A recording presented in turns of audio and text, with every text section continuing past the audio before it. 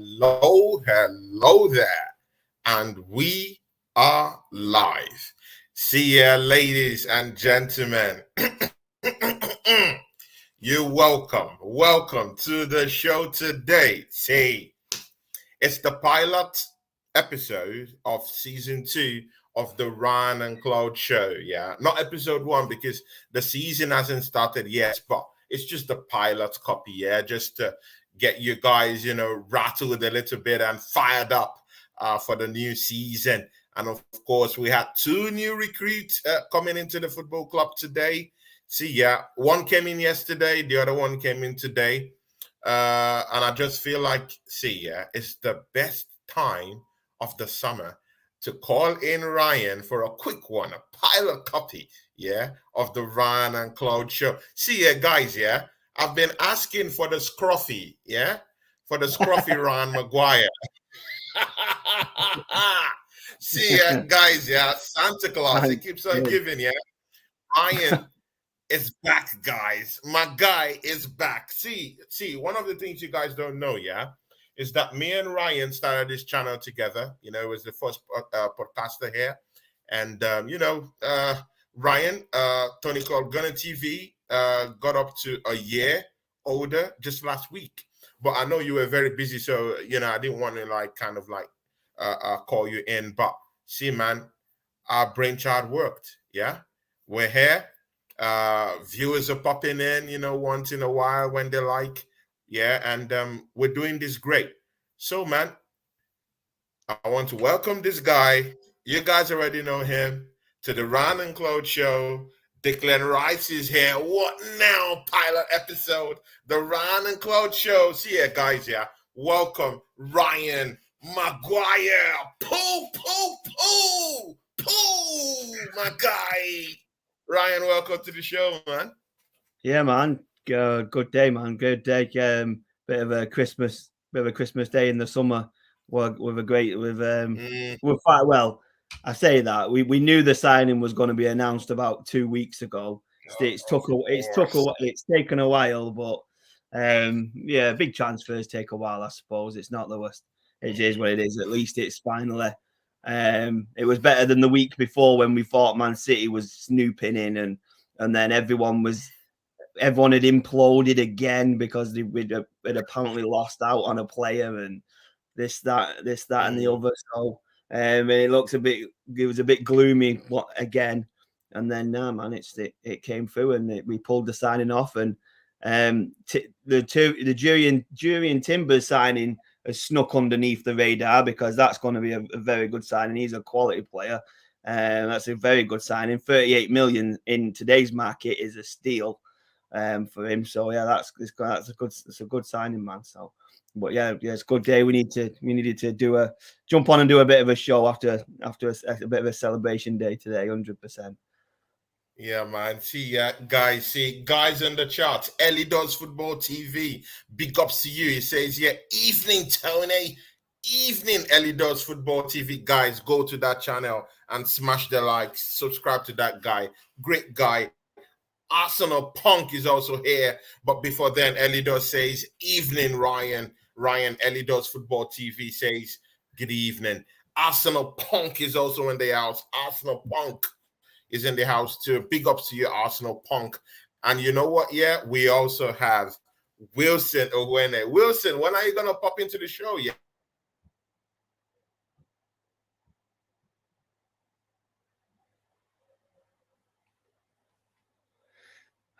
Someone's having a moment. I'm not sure if it's me or if it's Tony. Guys, I'm sorry, my connection is really having issues down here. You know what? When you have a connection issue, when you have a connection issue, I sit quiet because it's usually me. So I just think that's probably mine that's on, and it's looking like it's yours. But I just exactly. No worries. Exactly. Yeah. So Wilson, when they says, "Welcome to Arsenal, Declan Rice," get in there. Absolutely buzzing. Why will see any Arsenal fan who isn't buzzing right now, man? I'm sorry, man. I don't know what will make you buzz, but see, Ran will give us the whole breakdown, right? Wilson Owene also in this last chat, he also says here, the Rice signing is a massive statement. This shows that Arsenal are serious, no longer a soft, tough anymore. Say, do you agree with Wilson Uwene? As he says, Arsenal is no more a soft touch anymore. Ryan, do you agree with Wilson Uwene? It certainly seems that way. It certainly seems that way. We've gone out for the big gun, haven't we? We've gone out for we needed to strengthen the defensive midfield role, and I can't in the Premier League at the minute. I couldn't tell you a better one.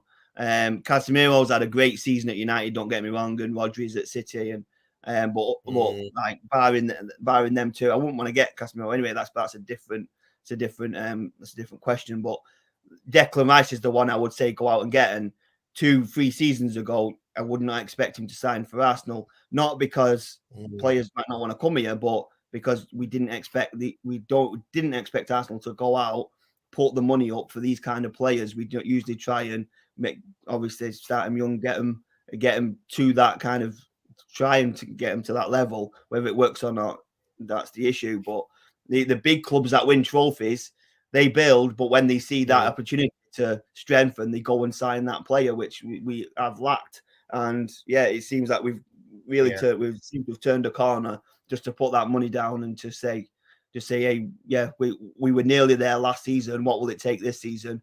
Would it take 105 mil for this player? If it does, let's go do it. Let's put that money down. And we've certainly got plenty of money left as well. So I don't expect this to be the last of our transfer activity. I reckon we're going to get at least 2 more signings in. It could be a good summer, a very good summer. Hey man, you're very, very optimistic about what's going on at Arsenal. See, should we be excited? Yeah, Declan Rice just came in for 100. Yeah, Ryan, read my lips. Yeah, 105 million pounds. Should Arsenal fans be excited? Well, what does this signing do for us? Does it send out a statement that Arsenal are ready to boogie with the big boys and swim? Where the big sharks are swimming in. Brian, what does this signing do for Arsenal? Is it a big statement? Is it a massive statement? Like, what is it all about? It basically shows you that there was an aspect of the team we needed to strengthen, and instead of spending 40 million on Alavia, who's a good player, to come in and learn his drops and start not as good and then get better and improve with it, instead of going and signing that play, which would have been no issue really, but instead of doing that, we went out and signed the best that we could get. For Premier League experience and available on the market, Declan Rice is the best signing you could make. That's why Chelsea wanted him. That's why Man City wanted him. These big players, these big teams want a Declan Rice player. Is a defensive midfielder that can bring it out. He makes the most interceptions. He can smooth the attack. He can smooth it from defense to attack, no problem. It's just that little bit of maybe not what we're missing, because we're good at that, but it's just gonna really improve that by being incredible at it. So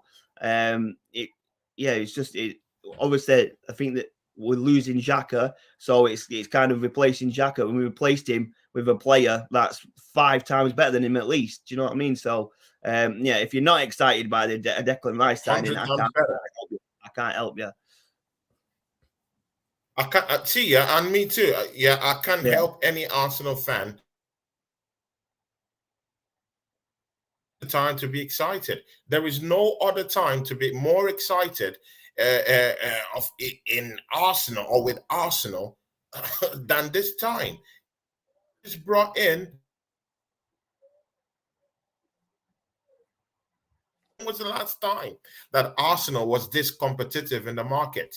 And see, Ryan, another thing that also Arsenal fans should also take into cognizance is that the timing of this signing, it's coming at a good time. Like, look at the transfer window. It just slammed open July 1st. Look at the time Arsenal is bringing the signings in. And see, Ryan, it's not just one signing, It's not just 2 signings. It's 3 signings. We just brought in a genuine Champions League winner from Chelsea Football Club. I'm not 100% into that signing, Kai Havertz, but See, yeah, we saw him in an Arsenal shirt. He's not doing bad either, yeah. When he kind of like integrates into this team, we might be seeing a more better Kai Havertz. But see, it's left for us to see what Kai Havertz will provide for us. But we'll get into that later on. But see, yeah, Ryan, we just brought in Kai Havertz. Yeah, the next one to run the show is Jurrien Timber from Ajax of Amsterdam. Yeah, and that signing, just like you said, I've just gone down the wire. No one, and you know what? Yeah, no one is actually buzzing about Jurrien Timber right now because this Declan Rice signing just overshadowed it from nowhere. Yeah. But trust me, we really have a great signing. And even with what you said at the start of the program, and even better still for 38 million pounds. Ryan, Jurrien Timber. You look at the Timber signing, he was linked. Obviously, the United signed Martinez last summer, but barring Martinez, they were linked with Timber all summer. It looked like a signing that they was going to make it. I assumed it was. I had a feeling that they made that signing last summer. I expected him to sign a couple of players from Ajax. A new manager coming over tends to bring some of his players, and you looked at the players like Martinez, and obviously Anthony's not performed in the Premier League, but for Ajax he performed very well, and Timber was smashing it, and then this season too smashed it as well. And he came for the FA Cup final. He was in London at the FA Cup final, and the talks around the Manchester United fans was massive. He's come to watch his new team and blah blah blah. It turned out he had come to see his new team, but they were based in London, and his new team is obviously Arsenal. He was in London to talk to Edit. He weren't in to watch your shit club. So yeah, and then so United, they was all over it. They couldn't wait for that signing. A signing for that kind of money, who's going to be a quality player. Someone, if you could nowadays, you can sign a quality player for 38 million, you're laughing because it's cheap money in it nowadays. That. So if any United fan wants to tell you that it's not a good signing or it's not as good, then they can go and bounce because they wanted it. Exactly. They wanted him all last summer, and they thought they was getting him. Champion FA Cup final weekend, and it turns out they're not.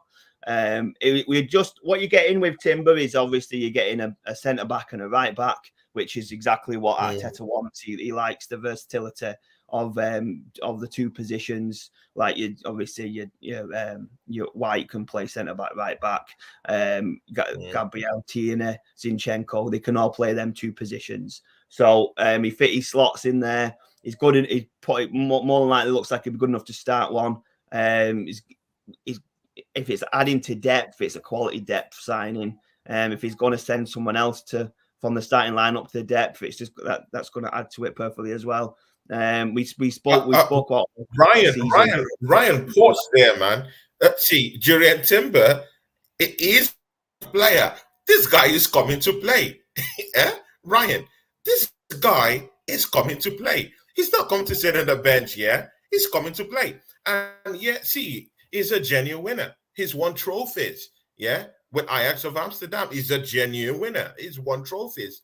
And of course, he played in Europe. He's a member of that Dutch team, yeah? See, he's coming with a wealth of experience. He might be young, but see, this guy has won titles. He's won titles with Ajax of Amsterdam. So, I don't see where there's a complaint from Manchester United fans, Man City fans, yeah, all looking down at the signing at Jurrien Timber, yeah. But see, this guy ticks the whole boxes, yeah, of a typical Mikel Arteta signing, yeah. Coming into that right back position, he played as a centre back. For Ajax of Amsterdam, good stops, physically grounded. His positioning, positional awareness is top notch too. He's a great stopper of the ball. He can tackle. See, this guy can literally dribble the ball past people. That's what you want in your modern day defender. And even apart from all that, this guy could also drift. even into the midfield. The same thing that Zinchenko, brings to that team of ours, yeah.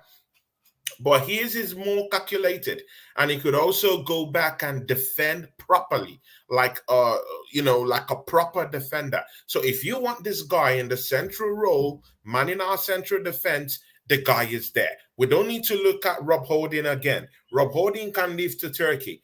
We can just actually put this guy straight in, Ryan, straight into that center back position. We could also say, you know what? Yeah, see, I posted this, yeah, on Instagram. I said that Jurrien Timber will snuff the light out of Benjamin White. I know it's English, Ryan. Don't get angry. I know Benjamin White is English, yeah, but see, Jurrien Timber can come into this team, snuff the light out of Benjamin White, take over that position, turn it into something different, become an inverted defender, move into the midfield because he knows how to hold the ball, he knows how to dribble, he knows how to interchange with the right winger. And mind you, we have a monster who has already started scoring goals in Bukayo Saka, interchangeably playing together. Ryan, see, man, Ryan, are you excited? Jurrien Timber. What more can this guy bring to the team? Of course, that's it. It's exactly right. It's exactly right. You've got to be excited by it. He's an absolute monster. He's a quality player. It's just with the players. I think it's harsh on dropping players straight away. Obviously, it's a great signing. I don't know if he's going to get thrown straight in because, like you're saying, it looks like he's going to be possibly competing with Ben White. But then again, I think we've got Ben White and Tomiyasu for right back. So maybe Timber. I think possibly Timber's in just to compete at centre back for the central back positions. Could there be a change of formation on the offing? It's very possible. Quite a few people have looked into the three at the back kind of formation, so we could be looking at something like that, and that's why he's on his way in. We don't know. So, but if you're looking at the same four, that defense from last season, I don't think he goes straight in, just because there's no reason to drop any of them. But just let him have a few games and they bring him on as. But actually, Ryan, we did see Benjamin. Mistake, we put him in. Ryan, but Ryan, we did see Benjamin White's form drop. At least in the last 10 games of last season. Yeah, the way he fizzled out, I didn't really like it. He wasn't overlapping. He wasn't running with the balls. He wasn't even keeping hold of his defensive parameter the same way he was holding it in the first 10 games last season. So, he dropped off. And see, yeah, the thing with Mikel Arteta right now, yeah, that I've seen right now in this transfer window, if you don't put up, then someone else will make you shut up. Because, see, I was really tired of seeing players just go without competing for their positions. Yeah, I just saw Arsenal places just giving out of favoritism. Yeah, I want to see genuine competent. Yeah, I want to see competition for places next season. So if Benjamin White is looking at the bench next season, yeah, he is going to see Tomiyasu, who in his own right is a good player. Yeah, I'm not saying he's the best, but he's a good player. He's also looking and staring at the barrel with Jurrien Timber ready to take over. Yeah, does this bring a little bit of competitiveness into that right back position? What do you think? 100%. If you're bringing in another strong right back into a team that's already got two, it's definitely bringing in competition for the places. It's bringing in the chance to play different players during the week games in the League Cup games and the early stage Champions League games, FA Cup.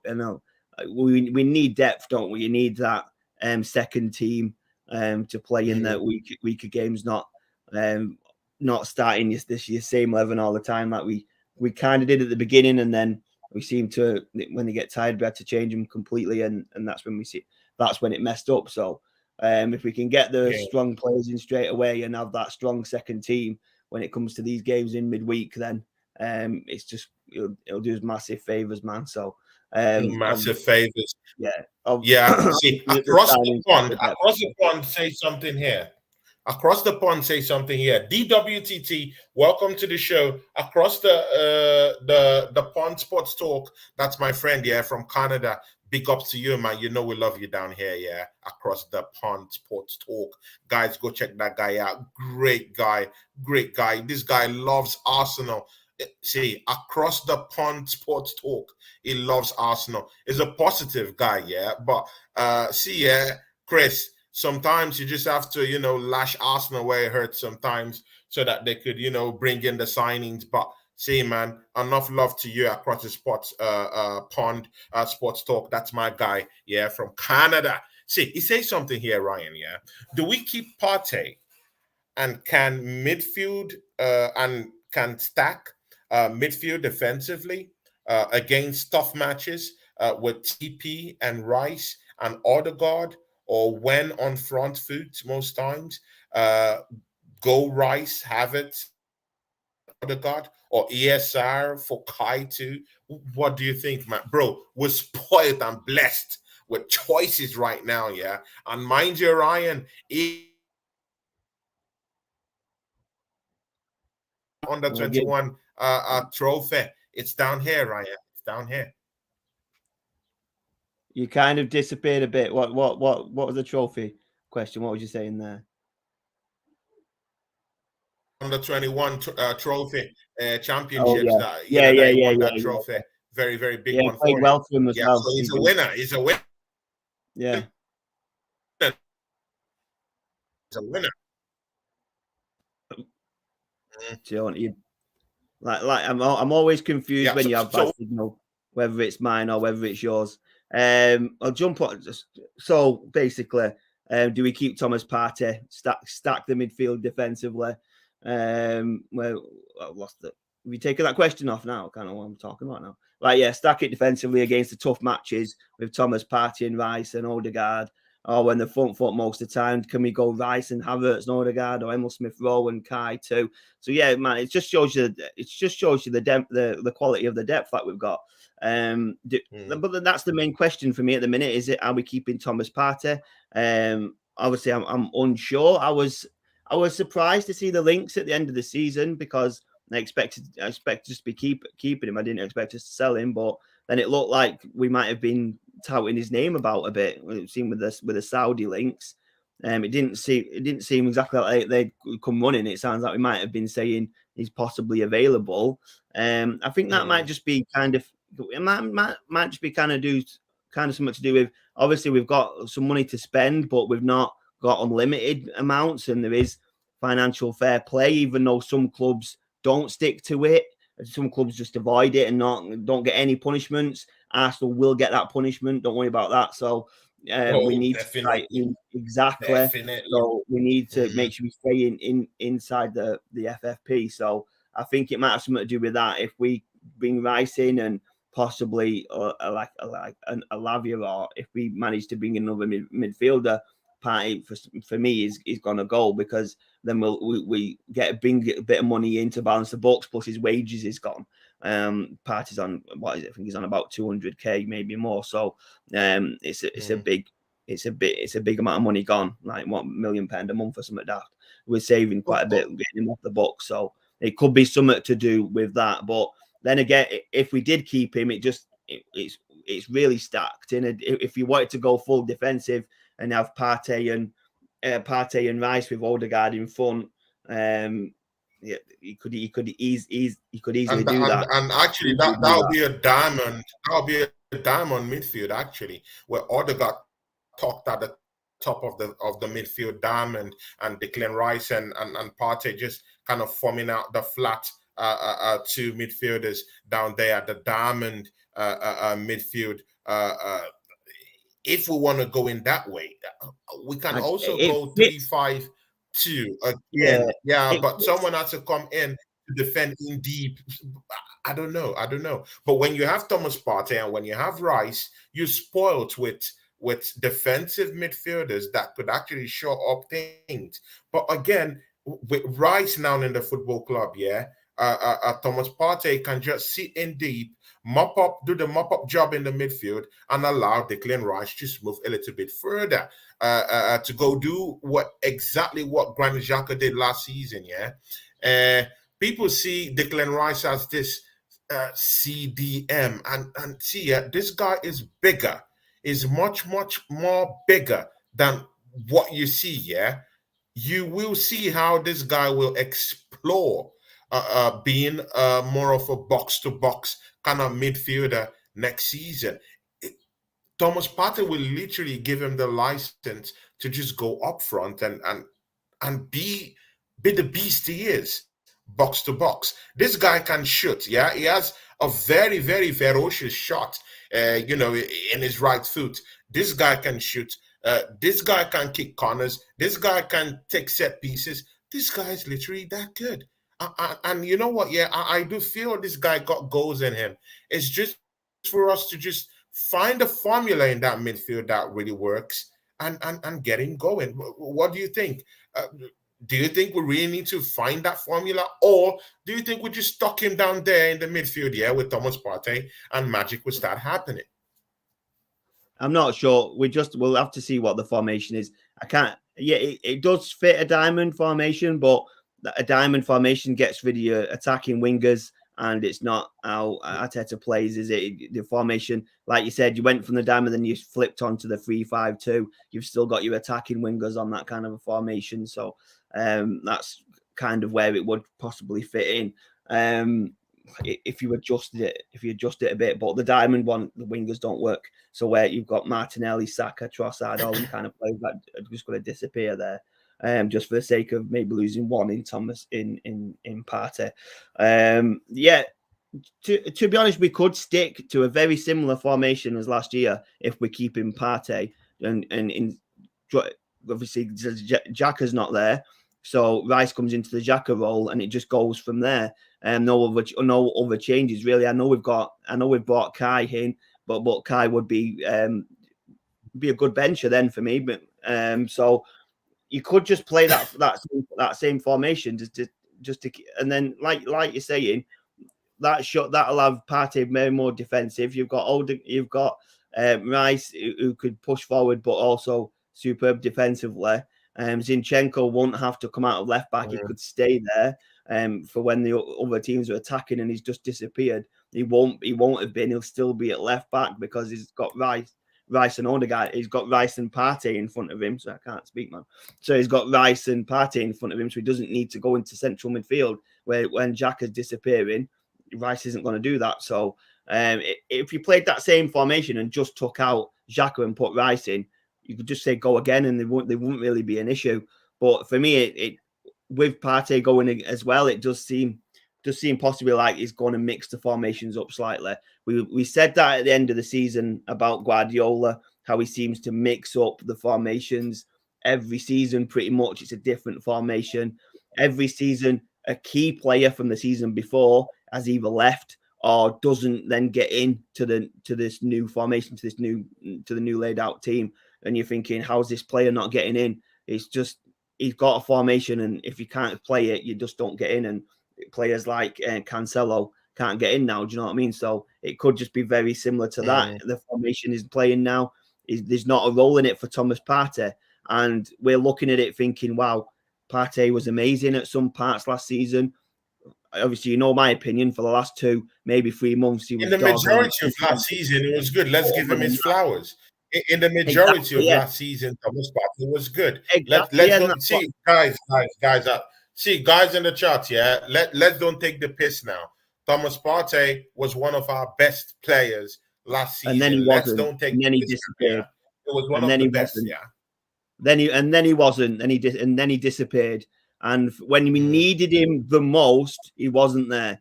And if that could have possibly just been a blip. But that's exactly what I'm saying. I agree. For most of it, he was one of the best players. And this is what Guardiola does. And Arteta might be a similar manager when, even though he was one of the best players last season, that was last season. This season, I'm taking it to a different direction. Unfortunately, you don't fit in there. The Saudis are going to pay 40 million, so I'll see you later. If you want to win trophies and you want to win leagues, you've got to be ruthless. Alex Ferguson was ruthless at United. If you no matter how good you was, if he decided he didn't want you, you were gone, and that's it. So Arteta could very much take on that mantle and then just get the guys gone if he doesn't need them. Like if they're sitting on 200 a week and he's not playing, you might. Okay, Ryan. Okay, Ryan. Just look at it in this way with this Thomas Partey issue. Yeah, let's separate being a fan of the football club. Think like Edu Gasper right now in that sporting director role. Think like Mikel Arteta, who's the coach of Arsenal right now. Think like a businessman who's working for Arsenal. So let's get to understand, what they have to do with this, with some of the players in this team, So just separate you being a fan and look at yourself as maybe the sporting director that wants to do something like do savvy business in the transfer window. If the Saudis come up with 45 million pounds today for Thomas Partey, do you think Arsenal Football Club would take that money and look into bringing a replacement? Do you think it makes good business sense, business-wise? Not talking as an Arsenal fan, talking from the business side of things. Do you think this guy's doing business at Arsenal will look at it and say, you know what, we just brought in Declan Rice for about 105 million pounds. He could sit in deep in that CDM role. We also have Jurrien Timber, who could also sit in that same CDM role because he can play it. He can play all forms of defensive setup, provided it's not more than the CDM role. And Thomas Partey might be looked upon as surplus to requirements. Next year, he might not get the same buzz that he got last year. He might not be sellable next year. So do you think Arsenal will look at it and say, you know what, it makes good business sense to actually sell Thomas Partey? And if the Saudis come up with 45 million pounds, do you think Arsenal will say, oh my God, let's sell this guy out? What do you think? I think it's good business to sell him. I think especially if we're looking, if you're looking in the market at a player like Lavia from Southampton for what they're saying is 40 million, if you can sell Partey for 40, 45 and then put that money on Lavia, a player who's 20, 21, you could have for the next 10 years. Thomas Partey's got 1-2 years, maybe max. So 1-2 years, maybe. And that's my fear with Arsenal right now, because I'm thinking that they're not thinking as fans right now of Arsenal Football Club, or in Edu Gasper's position. He's not thinking like a club legend right now. He might be thinking as a businessman for Arsenal Football Club, the club in which he's a sporting director for, not as a fan of the club. So he might be looking at Thomas Partey and say, you know what, just like Ryan said, this guy just have up to 1-2 seasons at best with Arsenal. Why can't we do away with this guy right now and get 45 to 50 million pounds, recoup almost half of what we've spent for Declan Rice, have money in the coffers, throw away the FFP rule book, knowing that you're good in the books of the FFP, and also have an opportunity to go for a last gasp dash and go get in Lavia. I was even hearing to Shumeni, but there's no truth in that rumor at all. See, Ryan, can we do better than Thomas Partey, or do you think we should just say, Thomas Partey, stay with us this season, glue that midfield for us? You're an experienced player. Come in and glue that place for us. What do you think?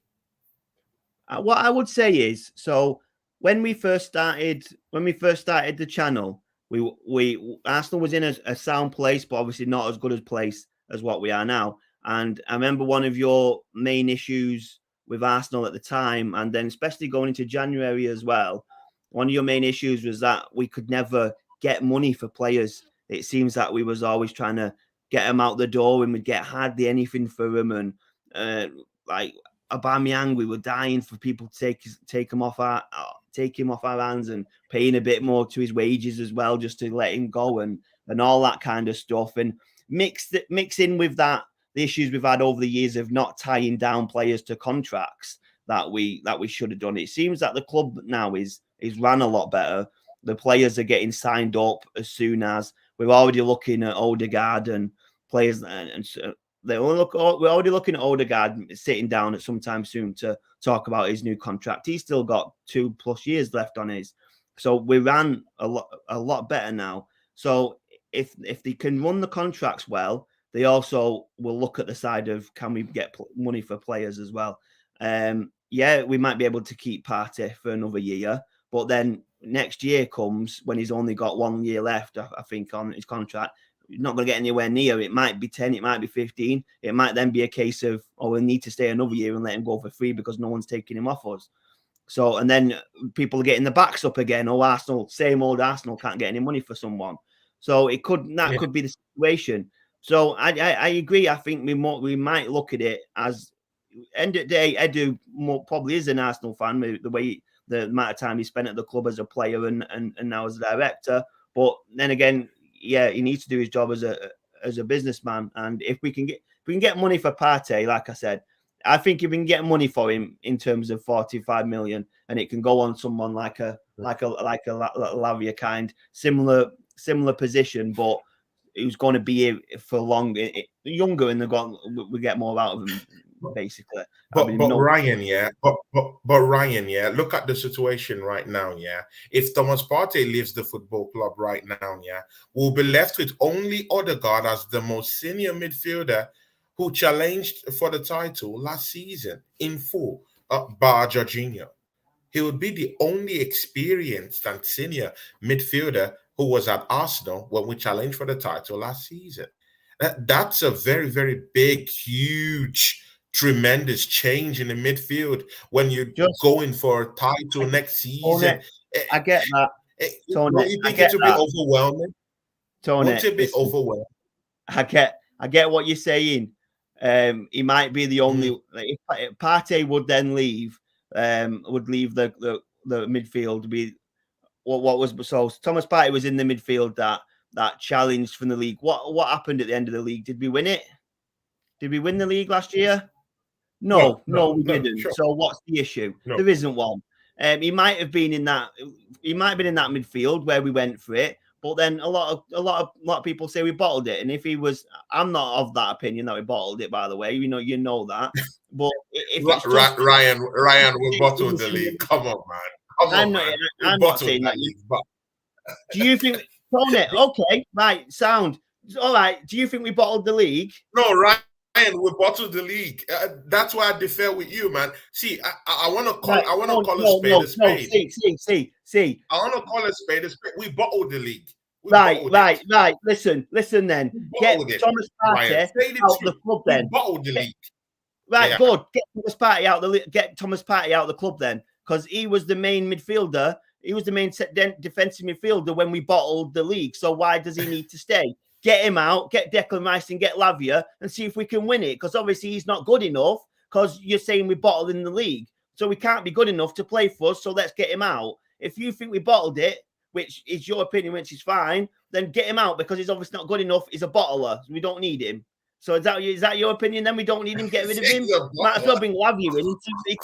We might as well bring Lavia in and see what he can do. We might as well bring any other player in, because they've not bottled the league. Thomas fucking Partey has. So we might as well get him gone. Right? Is that what you want? See, Ryan.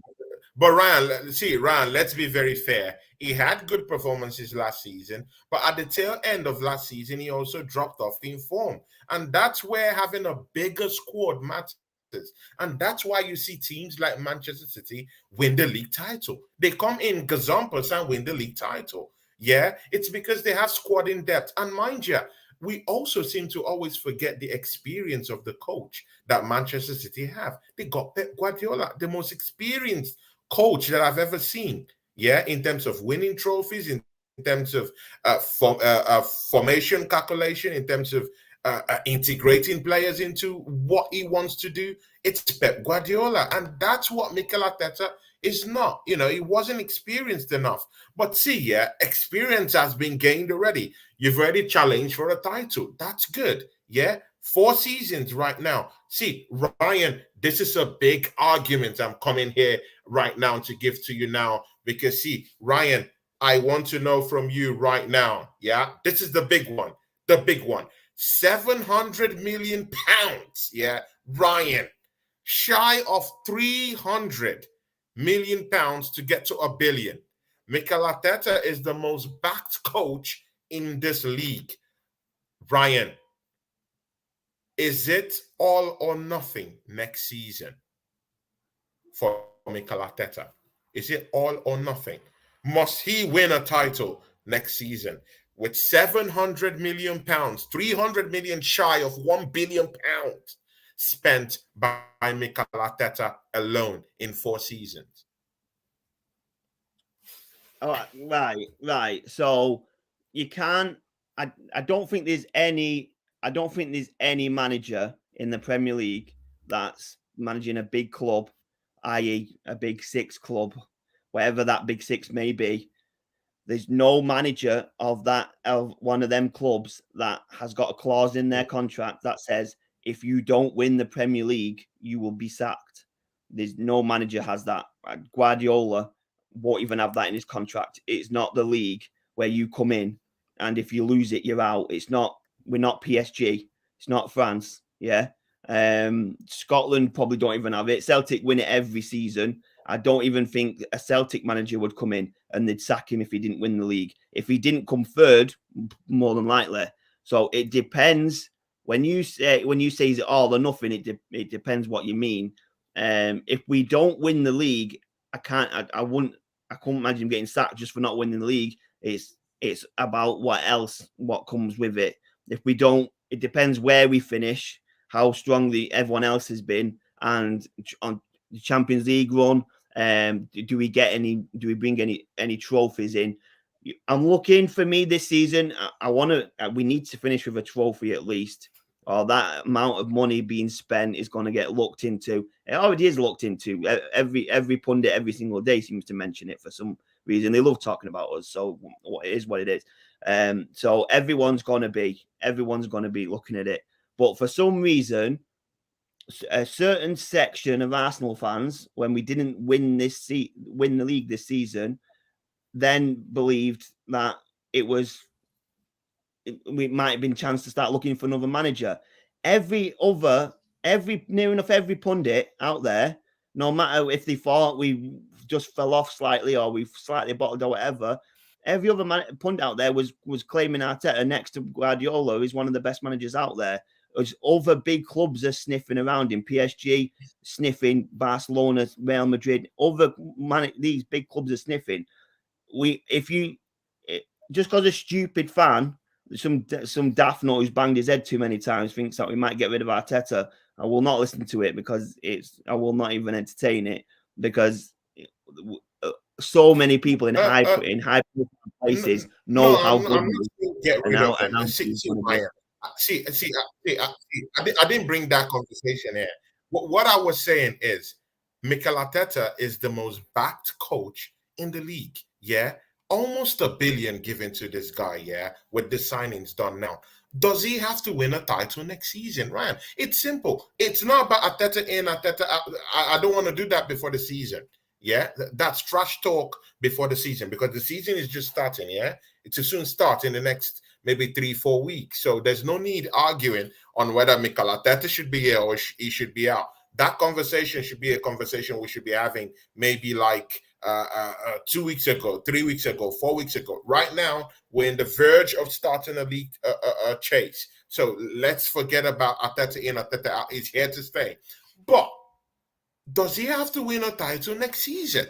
Because when you are being given 700 million pounds to spend in 4 seasons, Ryan, you have to be accountable. You have to be responsible for at least for that money being spent. Not all managers are having that kind of spending spree and blank check to just write whatever and just get the players they want.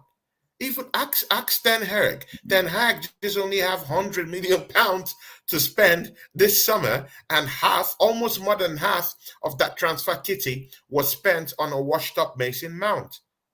So that should actually show you how backed Mikel Arteta is. He had the luxury of going to buy Kai Havertz for £65 million. That's what I'm talking about. Yeah, that's what I'm saying. So I don't think it's in terms of he has to win the league or nothing. But like I said, I still think that we need to be looking at other trophies, like a good run in the we definitely need a good run in the Champions League, and we're looking at, say, an FA Cup or a League Cup at least.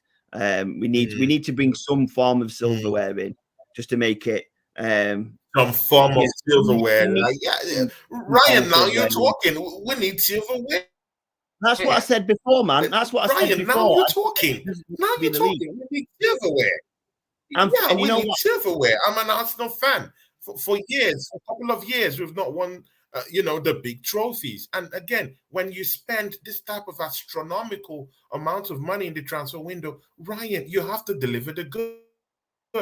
There's no more excuse. You need to bring in the goods. You need to bring in the silverware. So, Ryan, the ramifications of bringing in Rice for £105 million, the ramifications of bringing Kai Havertz 65, Jurrien Timber 40. We're still even going for wide forwards and maybe an extra midfielder. That's more money being spent that would stretch the amount of money that Mikel Arteta would spend to up to £1 billion. My brother, you need to be delivering the goods. So next season, I want to see us winning the Carabao Cup. I want to see us outstretch this other team, beat up more these teams in the FA Cup. Scoop that one, Go into the semi-finals of the Champions League and go toe-to-toe with Man City, and at the end of the day, win the title next season. What do you think about that? How about that, Ryan? How about that?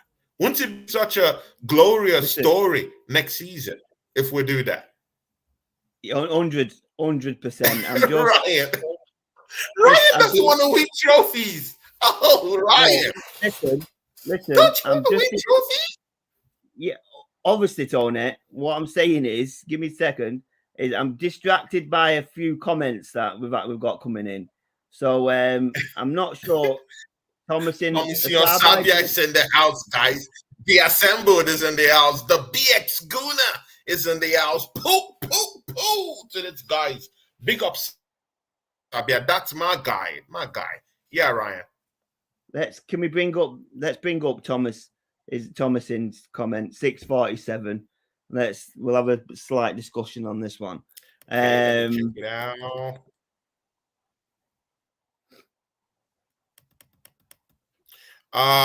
Ryan, you have to be ready because Thomas, he can scrap, man. Scrap anytime. Let me get that chat. Yeah, Thomas is here. Yeah. Is it this one? Yeah, I think so. Yeah, finally got Rice. Now Arteta must deliver. No excuses. I'm still Arteta out. Let's be honest. He's not winning us titles. Carabao Cup, Champions League. Just a rookie manager. Everyone has to start somewhere. He's a young manager, but there's a reason why the other big clubs are sniffing around him. Where we've started and where we are now there's a massive difference while he's here, and we got that close. We overperformed last season for the early half of the season, and that overperformance got us very close. And just because we missed it slightly to the team that won the treble and the best club team in the world, people have jumped on him for some strange reason. The fact he even got us that close, none of these other managers even would.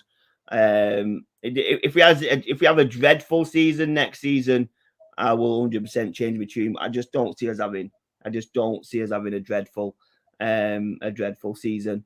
Next one from I can't remember the next one. And then he has a list forever of... is our guy. Arsenal forever is here. Yeah. Poo to Arsenal forever. That's our guy. See, Ryan, we have guys that are, man, these guys are standing up to you, man, today.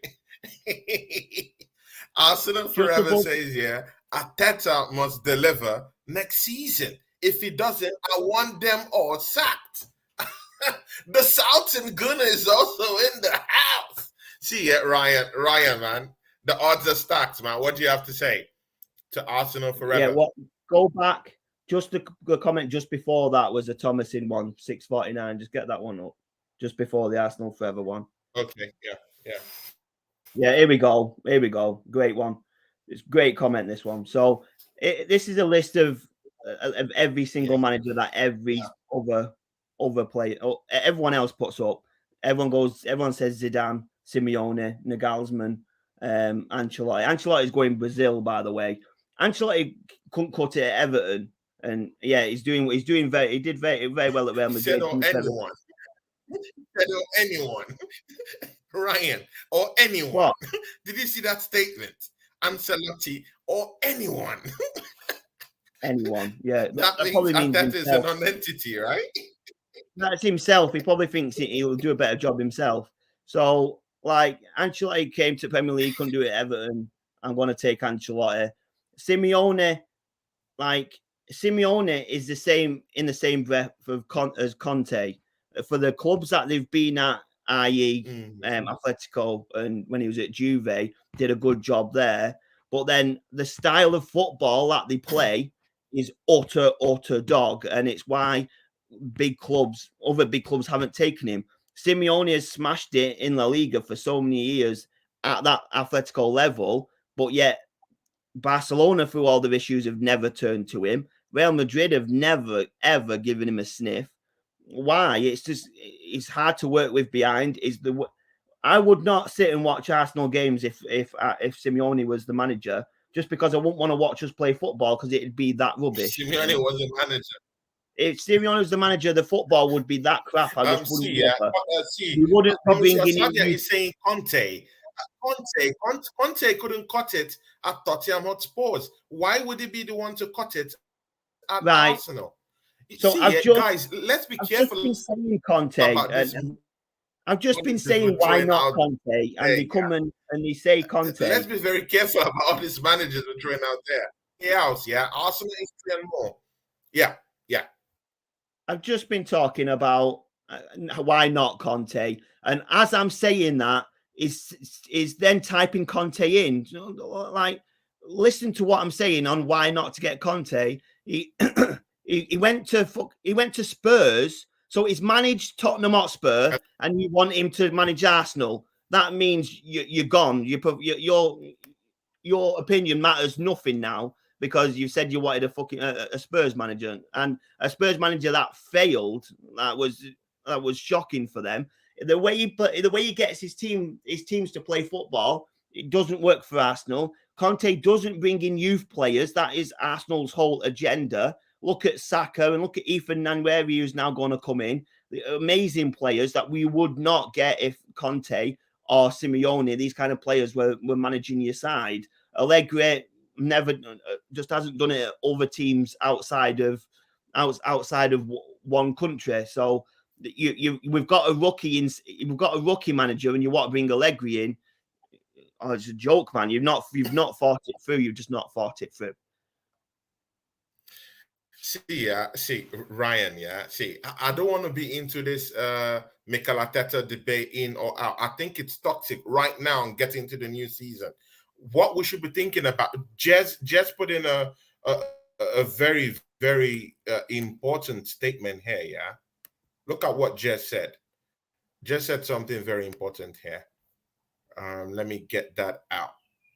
The Sultan gonna say trophy or else? Where is that comment? Ryan. Arsenal history and more. Guys, go subscribe to that channel. Great channel, Jess Collins. And he says here, it's down to Arteta now. No stupid subs or crap tactics. Exactly. See, Ryan, it's simple now. We've brought in the players we need now. We've spent the money in the transfer window. We need to produce the goods. No more experimenting, yeah? No more putting players out of position. We have players that should be playing in their position. Put them in their position. Let's go. Let's win a trophy. Let's win silverware. Let's win the big silverware out there. It's simple. No experimentation. No. See, personally, I didn't like the way we experimented with Zinchenko. if we're bringing in this guy to do inverted defending for us, inverted movement forward in the pitch, then let's do it in a controlled way. Not when he's out there, yeah, and the opposition comes in and wants to attack us, and there's no defender out there to help. And someone who's defensively minded, in this guy, what's his name? The Scotsman, what's his name? Jurrien. We're not using it, and it's more defensive than Zinchenko ever is. So I don't want to see players being played out of position. I want to see players being given a chance, literally, in the team. Now that he has his old players right now, we've brought in reinforcements. Let's go and do the job. Ryan, what do you say? Yeah, I 100% agree. Quick shout out just to say, Across the Pond Sports Talk is my kind of guy. He knows exactly, he knows what he's talking about. At least it's someone talking. Yeah, 100%. Yeah, he's a great guy. Yeah, he's a great guy. Chris Mark is a great guy. I like the guy too. I 100% agree. We see they've signed in the players to play in the right positions. So stop mixing it up now. Put them in the positions that they play, and then we move on from there. 100% agree. It's just the next stage for me is selling. Yeah, exactly. No stupid subs. No. Exactly. Just plain simple. We have a good defensive setup now. We've brought in Declan Rice. Just play them in their positions and get the best out of them. That's all I want, Ryan. And next season, if we do this, we'll get the goods. But the goods needs to be brought in next season. We need trophies, Ryan. After spending all this money, we deserve a trophy. We deserve to be happy as Arsenal fans. We deserve to see our team win the league. We deserve to go into the semi-finals of the Champions League. These are what I expect. And to say Mikel Arteta isn't experienced will be a fallacy, because it will be his fourth season fully in charge. Yeah, it's fourth going to fifth season in charge. He's already experienced for me. So I don't see any excuses there. He has to produce the goods. See, Ryan, yeah, that's a fact. He has to produce the goods after spending a whole amount of money. See, Ryan, where do you think we should strengthen at the end of the transfer window? Because there's still much work to be done. Maybe not much work, yeah, not astronomical as we can say, yeah, but just little more work to be done in the transfer window. And it's that striking position. I don't see Kai Havertz as a striker, yeah. Edin Ketia is not giving us the goods. Balogun is not right. Exactly, yeah.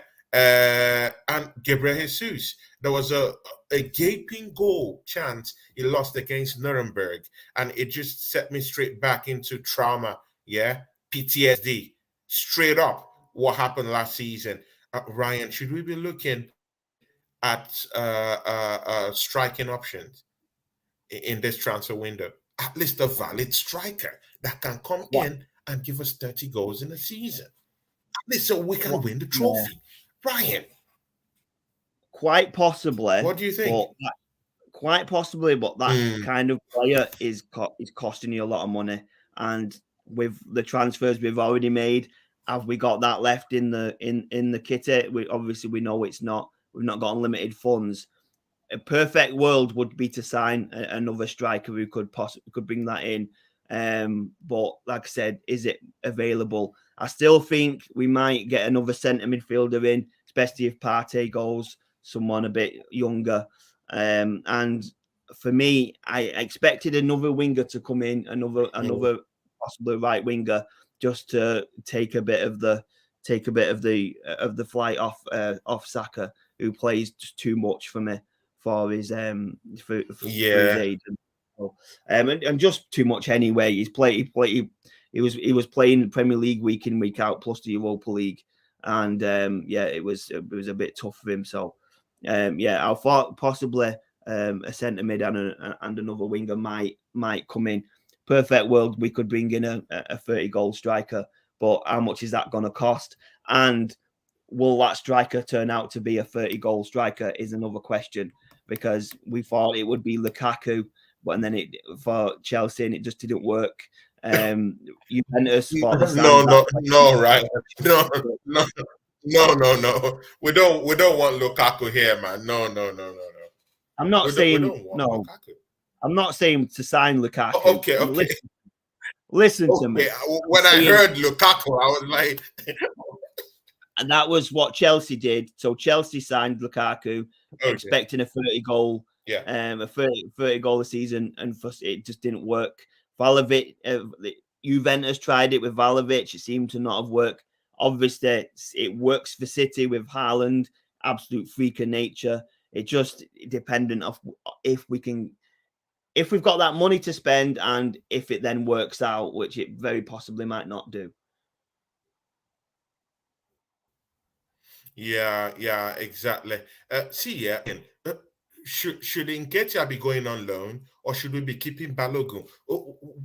What are the dynamics that would make you look into these two strikers and choose one?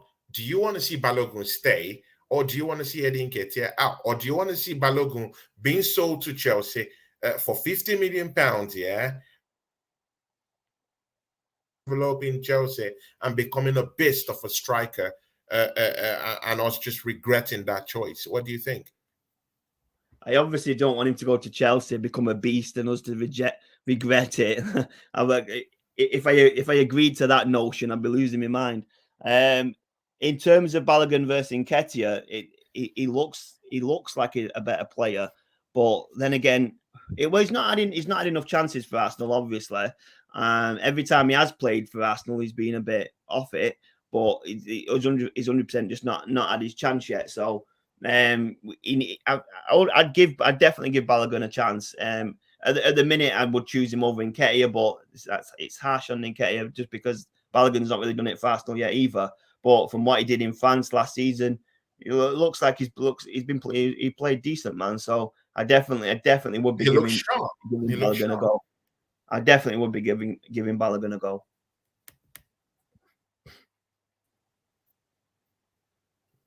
So would you like to see Eddie Nketiah like leave the football club or go out on loan? What would you like?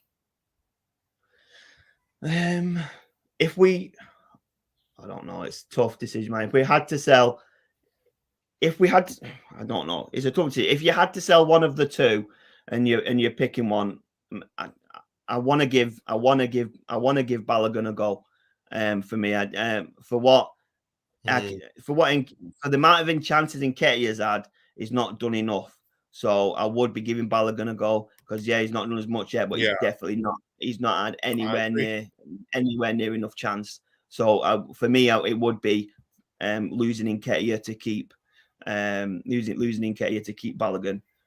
And I definitely won't selling it. I won't be selling to Chelsea no matter what, just in case there's that chance that he blew up. And that's I won't want to be Chelsea watching De Bruyne. Do you know what I mean? Like Chelsea fans sitting watching De Bruyne at Man City. I don't want to be that. So I'd definitely be keeping him from that.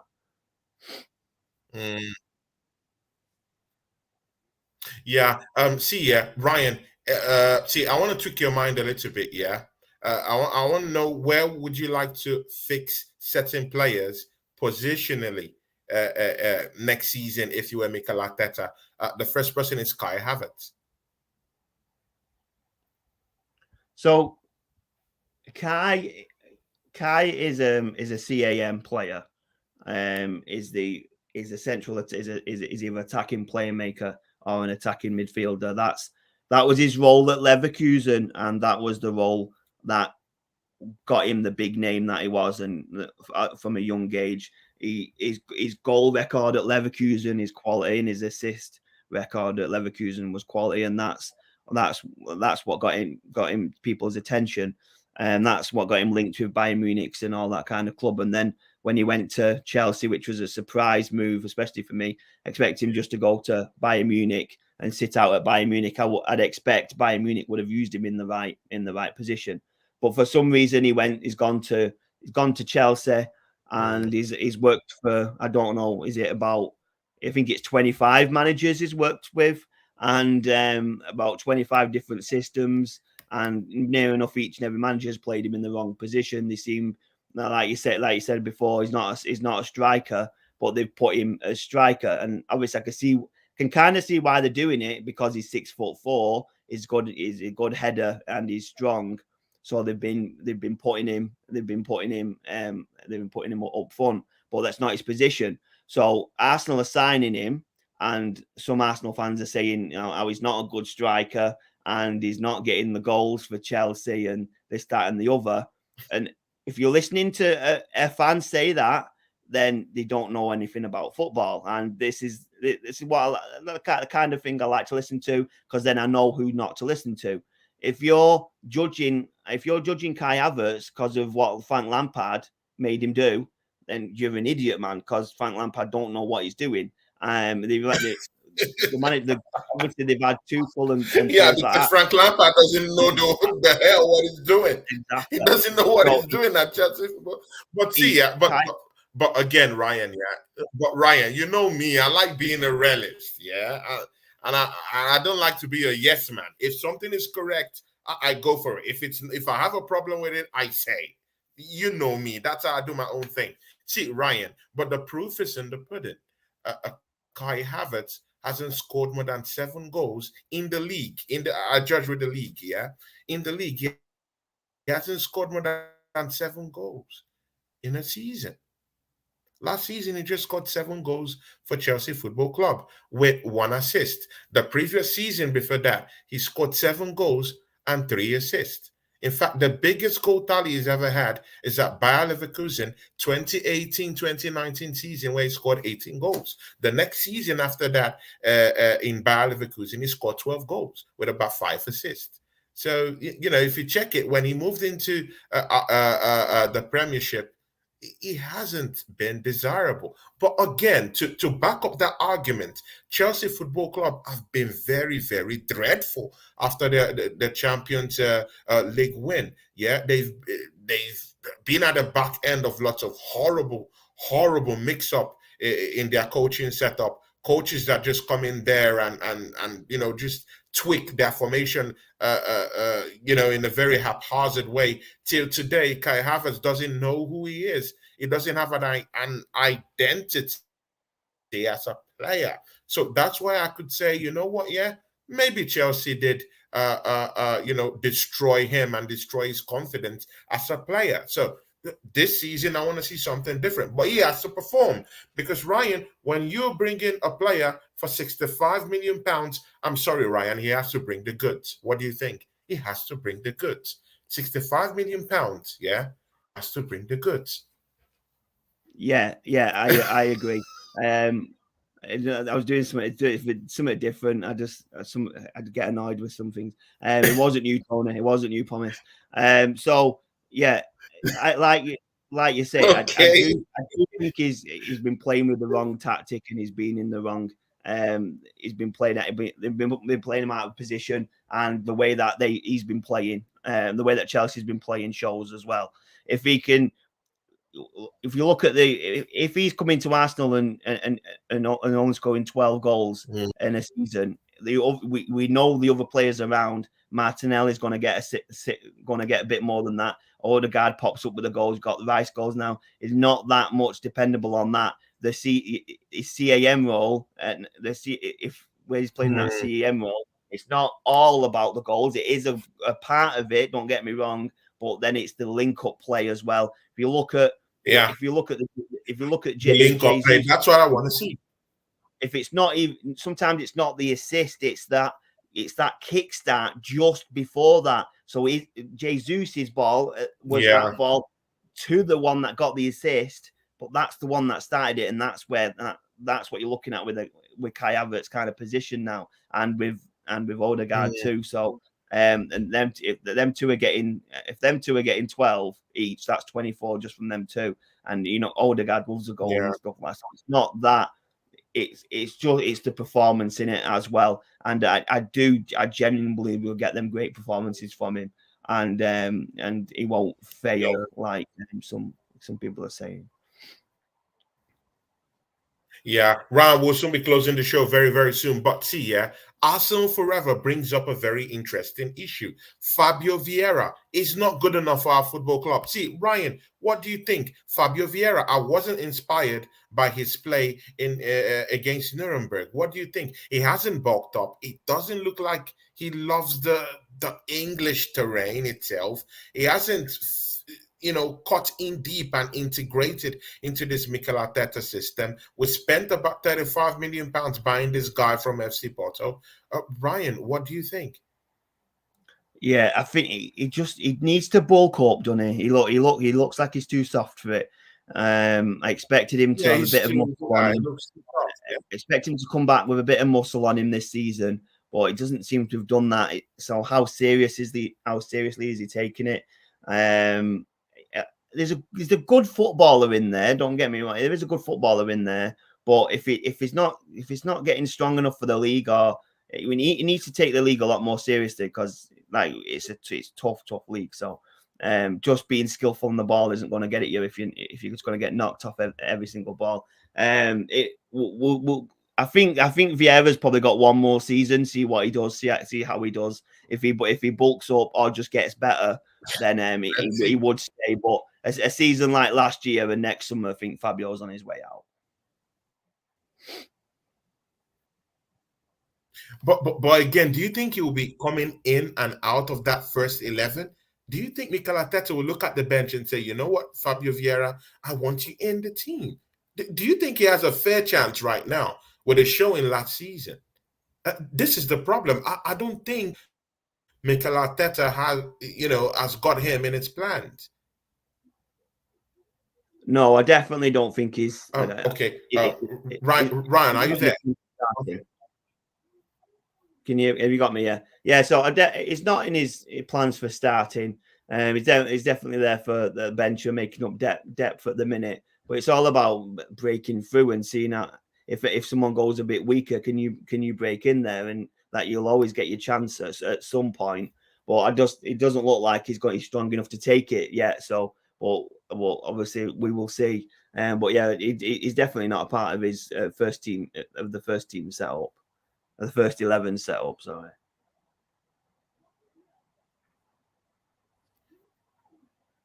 Yeah.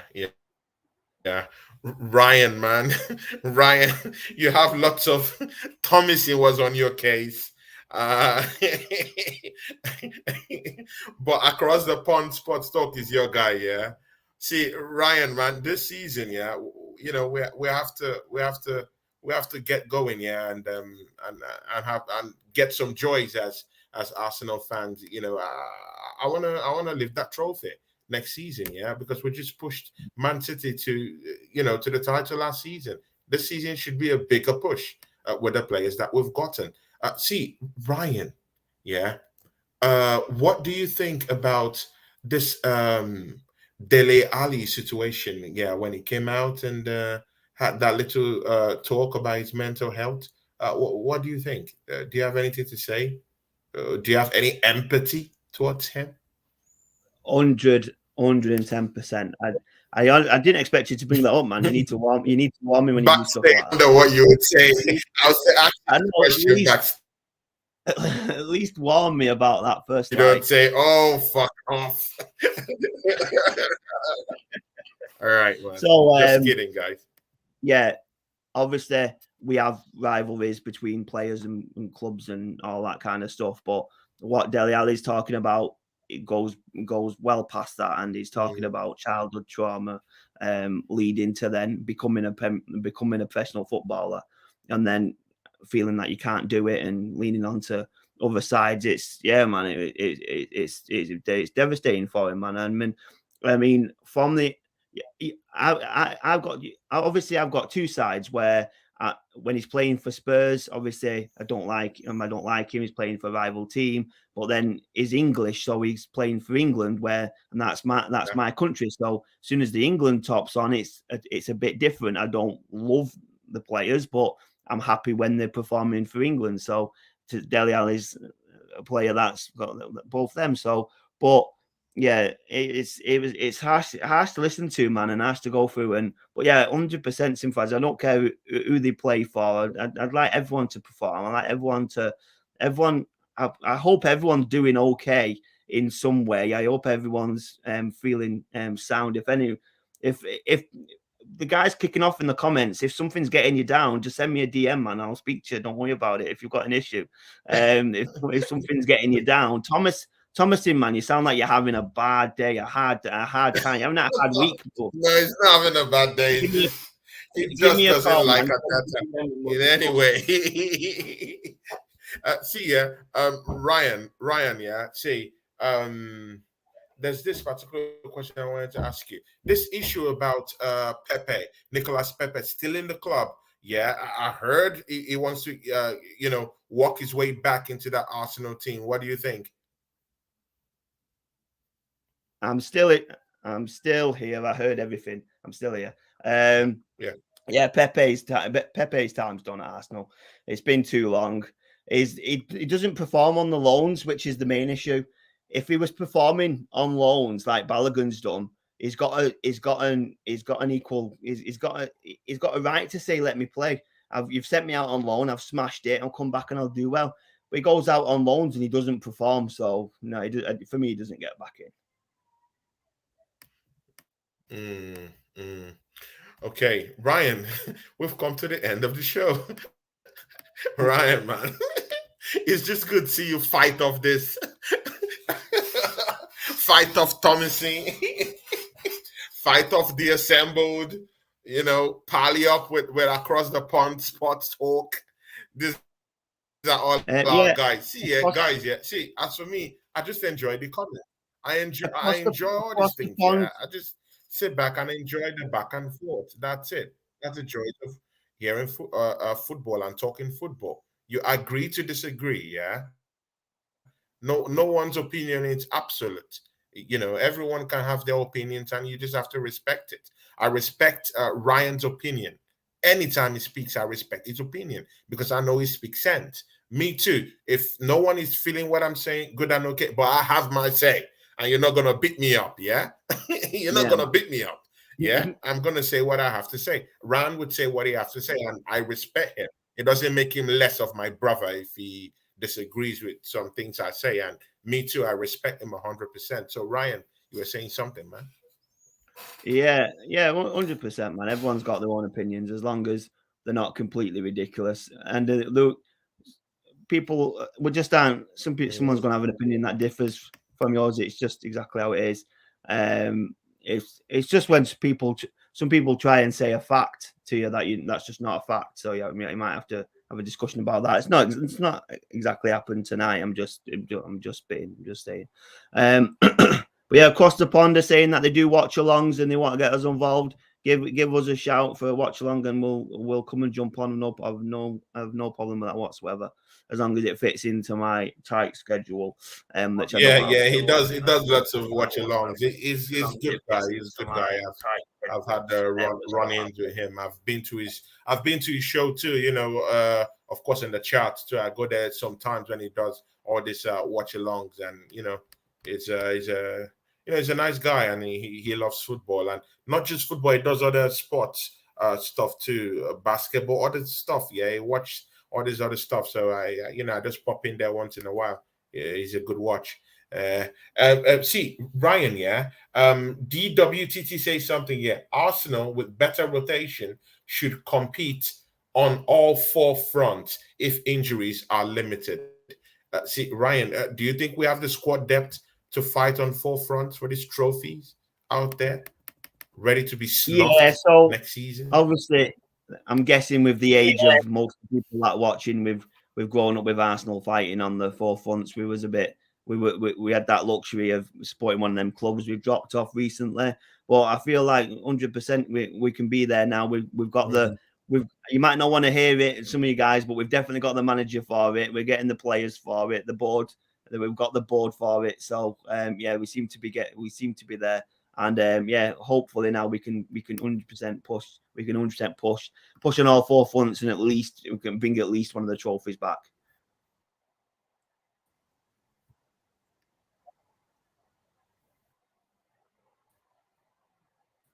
Are you still okay? So you're happy with the squad depth? Hearing from your mouth that you're happy with the squad depth.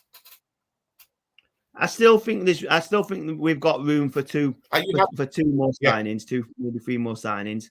And I think basically what they were saying though is that Arsenal is a club that should be competing on all 4 fronts as long as we've got no injuries. Which I was just saying, obviously, because the way we've grown up and watched Arsenal throughout the years, we have been competing and we've got that luxury. Other than maybe Jez, who has gone through about I think the amount of different Arsenal teams Jez seen has gone from bad to good, bad to good, bad to good.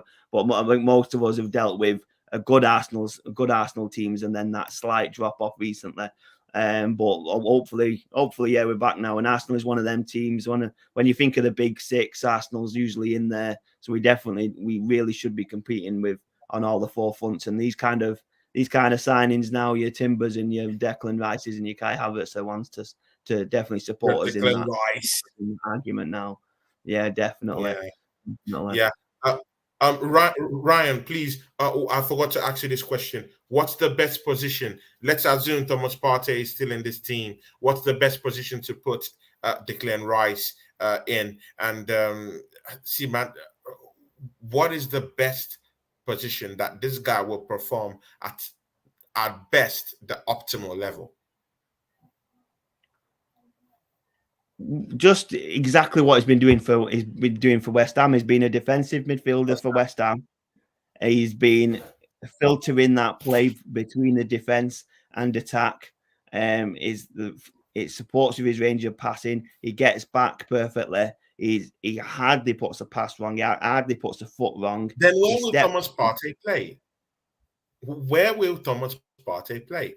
If he sits down in that CDM role, where will Thomas Partey play? In Saudi Arabia. Ladies and gentlemen, Ryan rubbing it deep. He wants Thomas Partey out.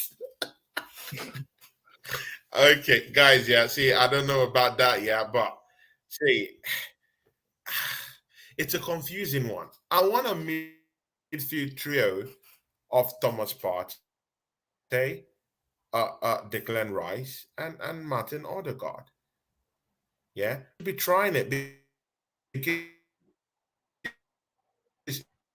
most of these teams will have a lot to be dealing with Bukayo Saka and Thomas Partey and Declan Rice can take care defensively of whatever the offensive threat that the opposition brings up to us. So I don't know how to say it, but I want to see it's tasty.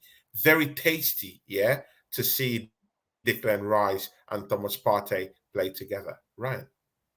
If Declan, if they are playing together, I would imagine that I would imagine Partey being slightly more towards the defensive side, with Rice sitting just in front.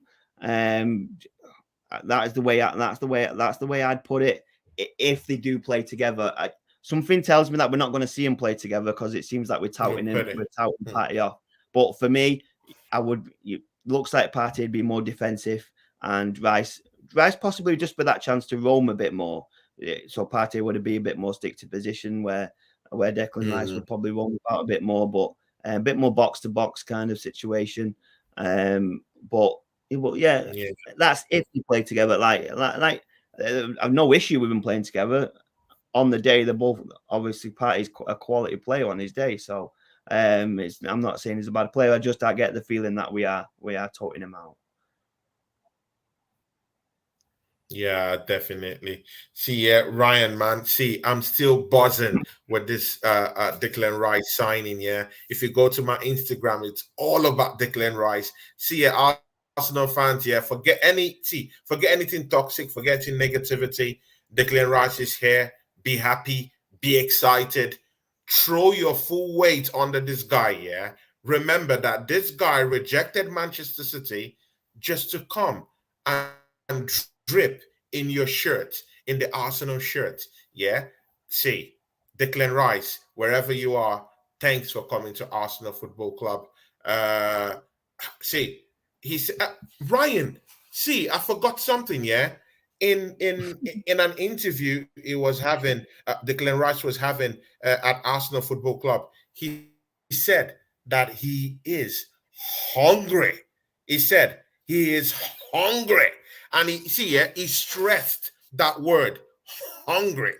He said he's hungry. This is just a guy that has just won an European title last season and is thirsty for more. He wants more. He wants to mold his teams next season. See, Ryan, what do you have to say?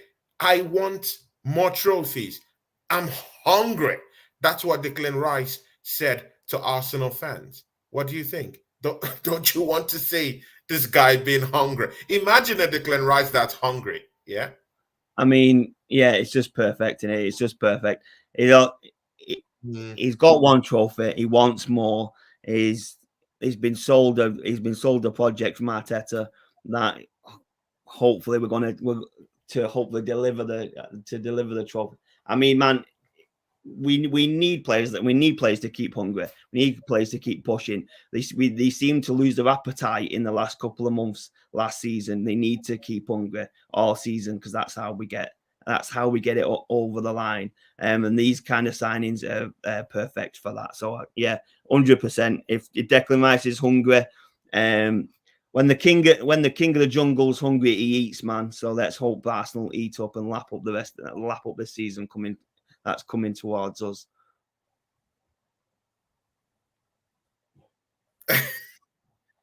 Exactly, man. Let's hope he's hungry enough to win us the title, hungry enough to go into the Champions League and win us that trophy season. It's possible, guys. Let's throw our weight behind these guys that have just come in. Timber, let's throw our weight behind these guys. Yeah, Kai Havertz, let's give him our full support. He's here to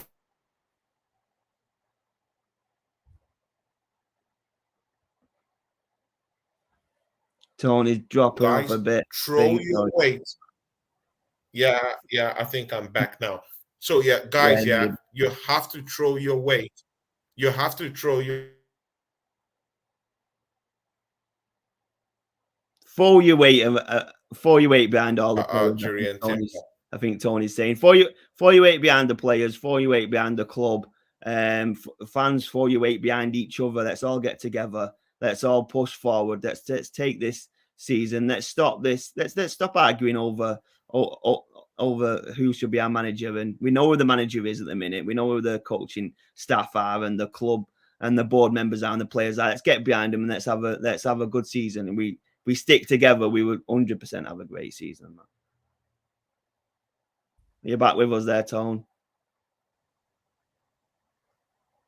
Not sure if Tony's still back with us. We'll wait for him. Are you with us, man? Yeah, I'm back, man. See, Ryan, man, I've been having connection issues, man, like all year. I don't know. I use a strong bandwidth, but I don't know what's going on. But you know what? Yeah, we've come to the end of the show. Ryan, where can people find you now, man? Yeah, so obviously you'll find us on once we click onto the Ryan and Claude show, we'll be going strong on there, and we're back on the weeklies, especially when the season starts. But before then, we'll be in and out. You can find the Ryan and Claude show on TikTok. If you need to find us on there, just search the Ryan and Claude show, and we will come up. If you want to jump on my Twitter, it's Maguire23 on Twitter if you want to find me on there. Everyone that's jumped on, everyone that's commented, everyone that's gotten involved, God bless you, and thanks for showing up. Thanks for watching.